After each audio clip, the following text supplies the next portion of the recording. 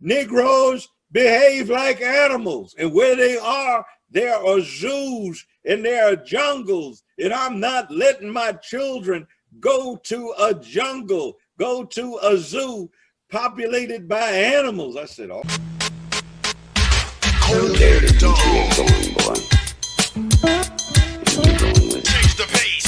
So, I mean, I hear all these people talking about Trump is a racist, but I just don't get it when I deal with Biden. And I remember Biden talking about, see, this intern thing I got wound up sending me to Delaware. So I was paying attention to this racist who at that point was campaigning for U.S. Senator.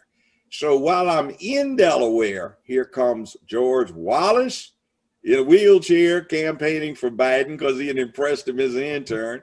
Strom Thurmond campaigning for Biden. John B. Stennis, the whole panoply of old line segregationists, and was bragging about being the youngest remaining Dixiecrat in the Democratic Party. And he was talking about desegregation was an evil. He was talking about how proud he was that Delaware owned slaves and they knew how to handle the Negro. And he was upset that Delaware didn't go with the Confederacy. He said, I know how the Negro thinks. I know that they know I know what's best for them. And he was talking that stuff. They brought it back up. Negroes behave like animals, and where they are, there are zoos and there are jungles, and I'm not letting my children go to a jungle, go to a zoo populated by animals. I said, oh man, wow, you really hate that fool. And Faubus even came down there before he died. And then see, he gave the eulogy for Strom Thurmond, for God's sakes. This is Biden.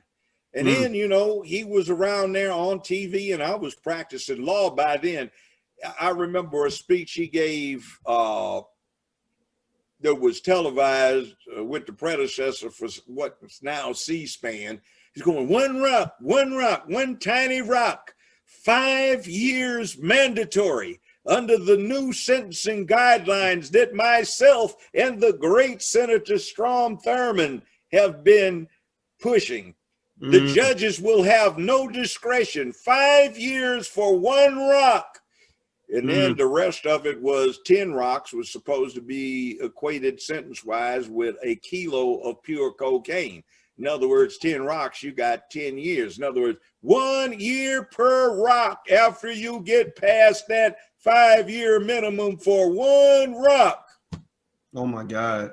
That Judge Brown, I'm gonna tell you, that was in 79, not 94. Everybody thinks that he really jacked us around with the 94 crime bill. The one that poisoned us was the one he and Strom Thurmond did, 79-80. That took away the power of federal judges to put somebody on probation, except for a designated series of crimes that were misdemeanors, and the person had to be youthful, which was 25 years and under, so that they could give him some relief. So we stopped plea bargaining in the federal system for time, and you did sentence. In other words, my client will plead out to something with a 5-year cap. So you had no control over the sentencing. The judge had no control because the guidelines were so detailed and strict, he had no discretion. So I'm not going to sit here and say I'm going to do something that's only going to benefit black people. No. So I'm not going to sit here and say I'm going to do something that's only going to benefit black people. No. So I'm not going to sit here and say I'm going to do something that's only going to benefit black people.